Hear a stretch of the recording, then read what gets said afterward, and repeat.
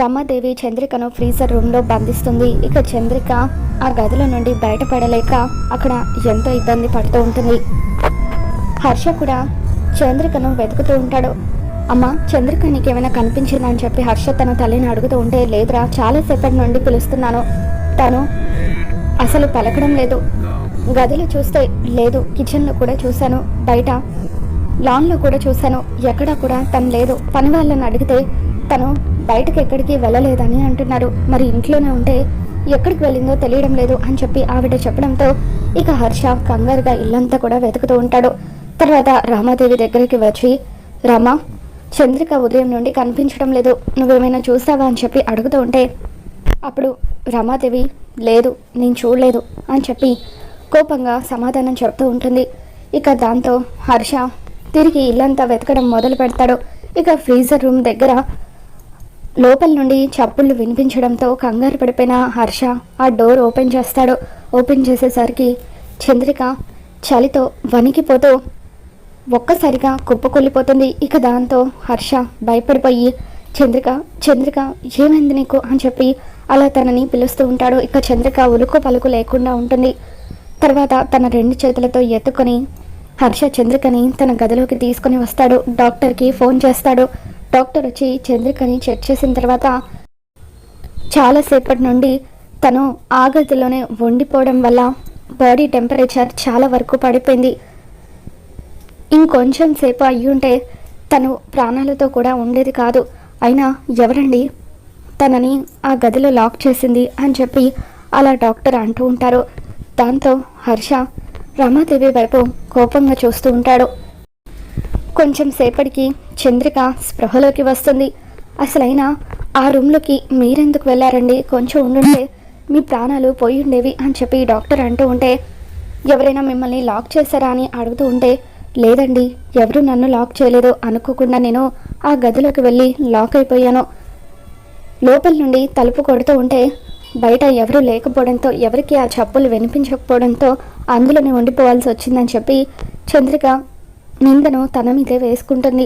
ఇక డాక్టర్ ఒక ఇంజెక్షన్ ఇస్తాను, వేడి నీళ్ళతో స్నానం చేయండి, అలాగే వేడి నీళ్ళతో సాయంత్రం వరకు కాపుతూ ఉండండి అని చెప్పి ఇక అలా కొన్ని టాబ్లెట్స్ రాసిచ్చి అక్కడి నుండి వెళ్ళిపోతారు.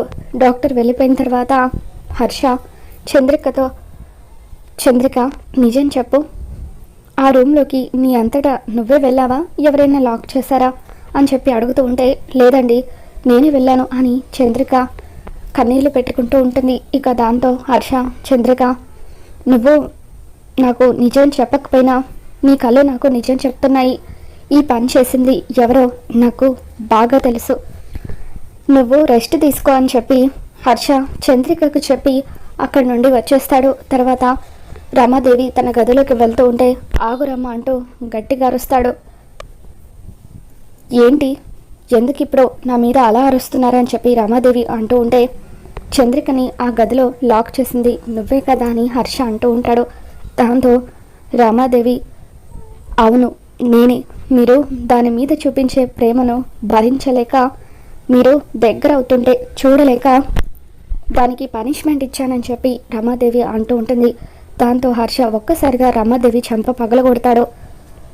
చూడు రమా, ఇన్ని రోజులు నువ్వు ఏం చేసినా భరించాను, చంద్రికని ఎన్ని చిత్రహింసలు పెట్టినా సహించాను. చంద్రిక కూడా ఎంతో ఓపికతో నా కోసం అవన్నీ భరిస్తుంది. కానీ ఈరోజు నువ్వు తన ప్రాణాలు తీయడానికి కూడా సిద్ధపడ్డావు.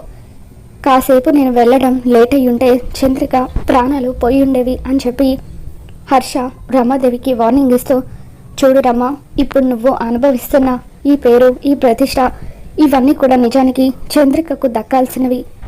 ముందుగా నేను తాళి కట్టింది చంద్రిక మెడలోనే అన్న విషయాన్ని మర్చిపోకు. చంద్రిక నా మొదటి భార్య. నువ్వు ఏం చేసి తన స్థానంలోకి వచ్చావో నీకు తెలుసు, నాకు తెలుసు. దాన్ని ప్రపంచానికి తెలిసేలా చేయకు. ఇంకొకసారి చంద్రిక విషయంలో ఇటువంటి పిచ్చి పిచ్చి వేషాలు వేస్తే ఇదివరకట్లాగా నేను అస్సలు ఊరుకోను. చంద్రికని నా భార్యగా ఈ ప్రపంచానికి పరిచయం చేస్తానంటూ హర్ష రమాదేవికి వార్నింగ్ ఇచ్చి అక్కడి నుండి వెళ్ళిపోతాడు. ఇక దాంతో రమాదేవి హర్ష మీద కోపంతో రగిలిపోతూ ఉంటుంది.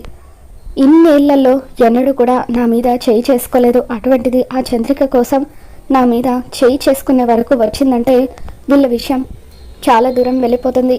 ఆ చంద్రికను ఏదో ఒకటి చేయాలి, దాన్ని అడ్డు తొలగించుకోవాలని చెప్పి రమాదేవి అనుకుంటుంది. మరోపక్క ప్రేమ్ చామంతిని హాస్పిటల్కి తీసుకువచ్చి తన చేతుల మీదుగా హాస్పిటల్ ఫీజుని కట్టిస్తాడు. ఆ తర్వాత పేషెంట్ దగ్గరికి వెళ్దాం పదా అంటూ ప్రేమ్ చామంతిని రామచంద్రయ్య రూమ్లోకి తీసుకొని వస్తాడు. ఇక అలా రామచంద్రయ్య పక్కకు తిరిగి పడుకొని ఉంటాడు.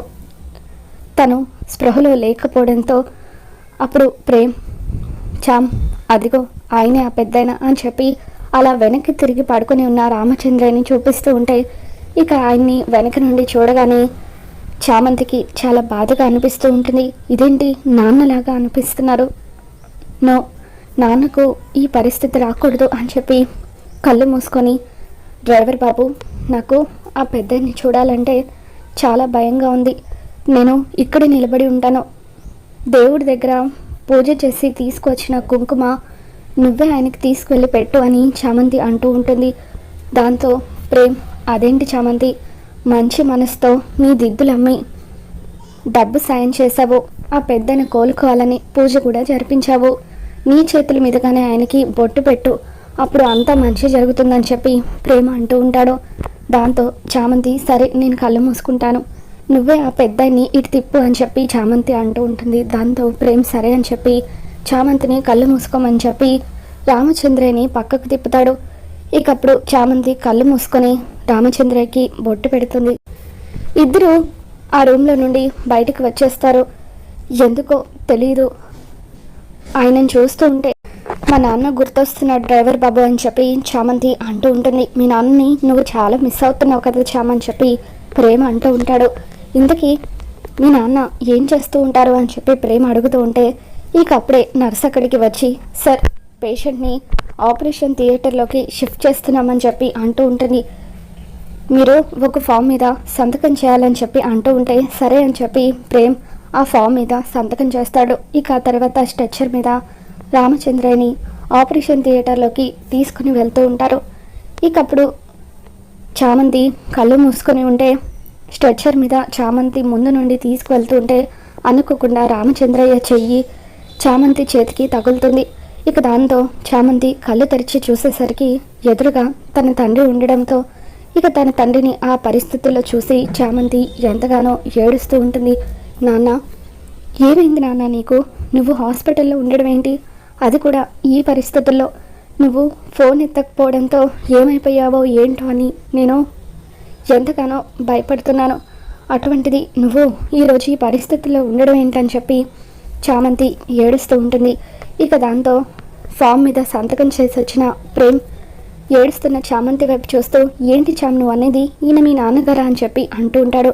అవును డ్రైవర్ బాబు, ఈయన మా నాన్నగారు అని చెప్పి చామంతి ఏడుస్తూ ఉంటుంది.